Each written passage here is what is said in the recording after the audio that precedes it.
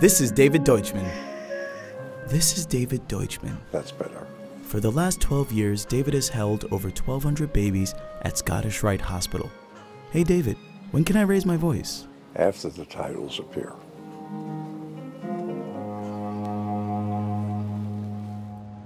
At Children's Healthcare of Atlanta, you'll find David volunteering as a baby buddy, a person that spends time holding babies who are delivered prematurely or require special medical attention. When I first came to work for the hospital, they gave me a little baby to hold, and the child life person walked by and said, "Hey, you hold babies?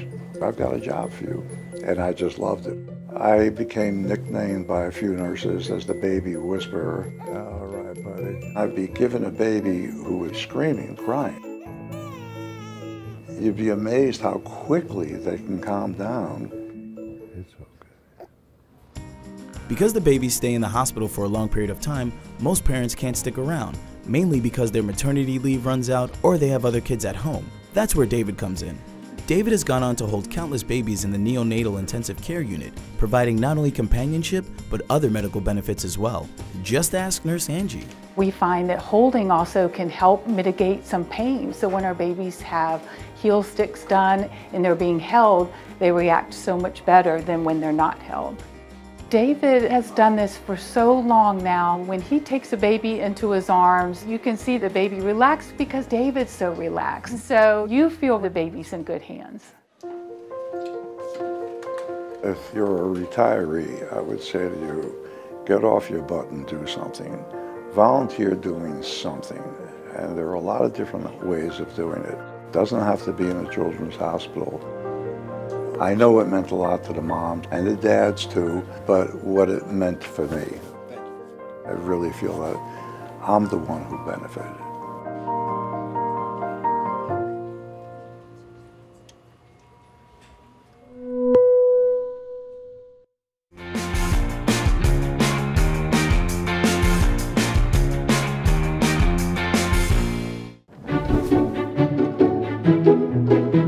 Say you've been caring for an animal and you actually do have to do that little bit of syringe feeding, and then the next day you go in there to syringe feed it and it wants to eat you, you know you've done a good job. Good afternoon, TIGGYWINKLES. Alyssa speaking, how can I help? Welcome to TIGGYWINKLES, the world's busiest wildlife hospital. Meet Sharon Jacobs. She's a senior nurse here at TIGGYWINKLES. This adorable wildlife hospital is named after a character from a Beatrix Potter children's book, Mrs. Tiggywinkle. But this isn't the place you take your sick dog like Florence the British Bulldog, right Flo? This is for all wild animals found injured. X-rays taken. We deal with all British wildlife, as in foxes, badgers, deer, wood mice. They treat rabbits, bats, big birds, small birds, and very, very cute hedgehogs.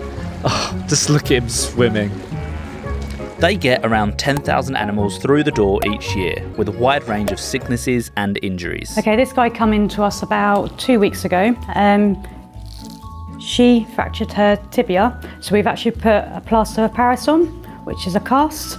The wildlife hospital is just like a human one. Luckily for the animals, there isn't a waiting room. Any animal that comes through the door, the first thing is they go through triage.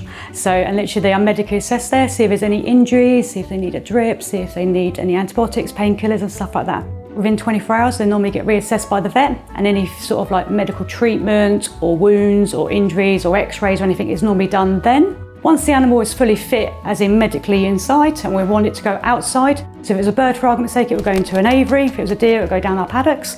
And again, once we're happy with them, then the aim is to get everything back to the wild. We don't keep anything because it looks cute and fluffy. It is quite nice when it comes to actually releasing the animal. And now and again, some of the deer will actually bolt off and then turn around and stare at you going, what's going on here? So it's quite nice. I think the aim of TIGGYWINKLES is obviously to save the animal's life, but also to educate people about how to treat them, how to get the animal back to the wild. If you do see an animal that's injured, to take it to a wildlife hospital. So it can get better, and then that way, this little fella can rest up with his cast.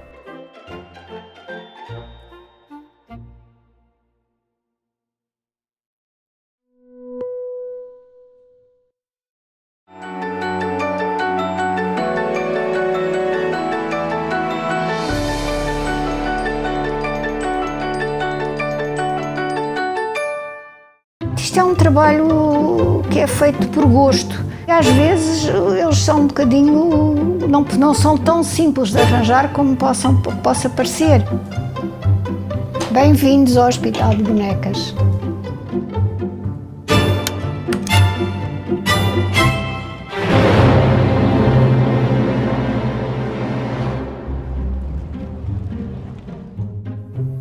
Eu sou a clínica geral deste hospital já há cerca de 30 anos.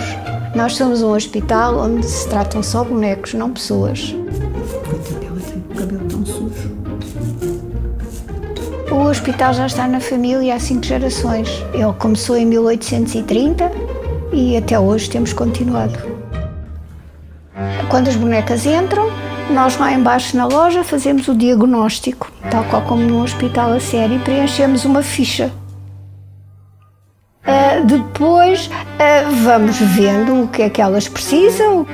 Temos a sala da cirurgia plástica, também temos uma morgue. Aqui estão os nossos doadores de órgãos. Usamos muitas coisas mesmo de cirurgia a sério. Usamos pinças, usamos bisturis. Os olhos, talvez seja a doença mais frequente com que elas vêm. É talvez das coisas mais divertidas para as crianças se estragarem, porque é só empurrar e os olhos caem. Todo o ano nós temos muitas imagens religiosas, mas a grande maioria é Menino Jesus. Ou para vestir ou para restaurar, há sempre muitos. Quando eles já estão prontos, vão esperar que os venham buscar. Não é o hospital que é importante, são as pessoas que vêm cá ter connosco que o fazem importante, porque nós lhes curamos as saudades, as memórias. Quando entregamos as bonecas, muitas vezes as pessoas deitam uma lágrima de prazer, de saudades do tempo de criança e ficam bastante emocionados. Elas tomam muito mais conta de nós quase do que nós tomamos conta delas.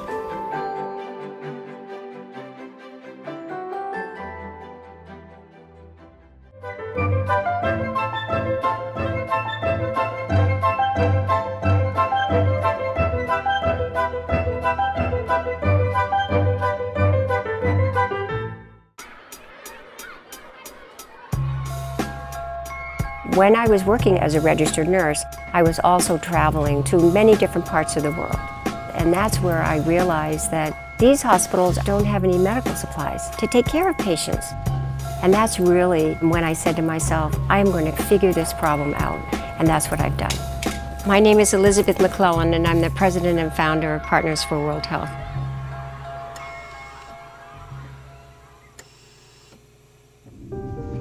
Our healthcare system is extremely complicated. There are many federal rules and regulations in our country, and as a result of that, all healthcare centers have to discard medical supplies because they may have been in a patient's room. These are not used medical supplies. They're clean, they're unopened, and could be used in the developing world. I started collecting medical supplies in 2007. And because there was no place to store them in the healthcare facilities, I started to take them home. My cellar filled up from the floor to the ceiling, and it overflowed into the downstairs bathroom until there was just a little path that I could follow. And then eventually in September of 2009, I put my money in to rent the first warehouse. And there are so many people that have joined with us on this to keep it going. So it has a life of its own now, which is pretty exciting. We load the containers with 15,000 to 18,000 pounds of discarded medical supplies. We collect these discarded supplies now from all over the state of Maine, New Hampshire, Vermont, and 15 hospitals in Massachusetts. And we bring them up here to our distribution warehouse where we sort through all of these supplies, repackage them, check expiration dates, and we ship the container loads over to different countries in Asia and Africa, the Middle East, all over India and Pakistan and Sri Lanka, etc. After the hurricane in Puerto Rico, we identified that there was a huge need down there. And so we are shipping the 4th container of medical supplies to be distributed in Puerto Rico. I'm Dr. Jesus Alvelo from the Department of Pediatrics of Puerto Rico Children's Hospital. After Maria, we lost a lot of supplies. Stethoscope, syringes, blood pressure monitors. It's very important to us to replace those. To know people like Elizabeth and the crew that just loaded that truck and that container to bring it here is very important for us. Hola, buenas tardes, princesa, ¿cómo estás?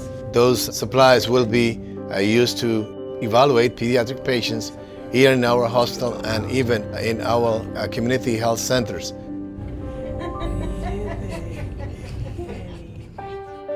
We have a model that works. So there's a way to do this. If I can collect 1 bag of medical supplies, now look what's happened. And so it's important that we recognize that there are so many people in our world that would benefit from these discarded medical supplies.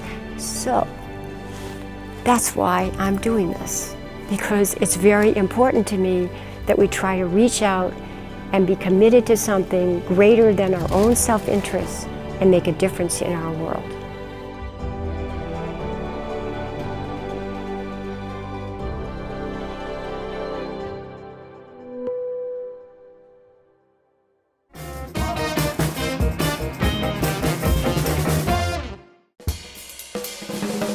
A bird in New York City doesn't have it easy. Whether it's flying into a building, a car, a bicycle, dogs, pollution, lead poisoning. This is not nature's natural course. We have interfered with it.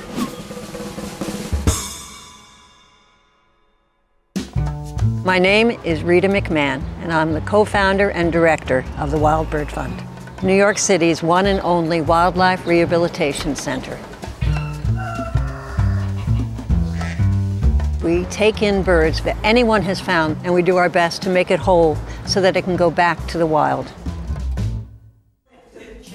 The atmosphere at the Wild Bird Fund is something of a 3-ring circus. There's the ISO room, the waterfowl room, reception area, and downstairs is a whole nother thing. There are a couple of 100 birds down there. They may be flying around in the air as people are scurrying around, cleaning the cages, giving them meds, and feeding them. We deal with 135 different species. This past week, we had a Canada goose, 7 kestrels, a rowdy bunch of juvenile herring gulls. This year, 2016, we will treat well over 4,000 birds. By being in New York City, where the animal is found, we are able to save many more animals. They would die before they could get help in another state or another county. People can come to you via subway or bus, and they can get the animal to you faster. It's exciting. You never really know who's going to walk through that door or what they're holding in that box. I was at my store and I saw the pigeon. I saw that he was like bleeding on the floor, like pretty bad. I didn't even know that they took in pigeons. It's okay.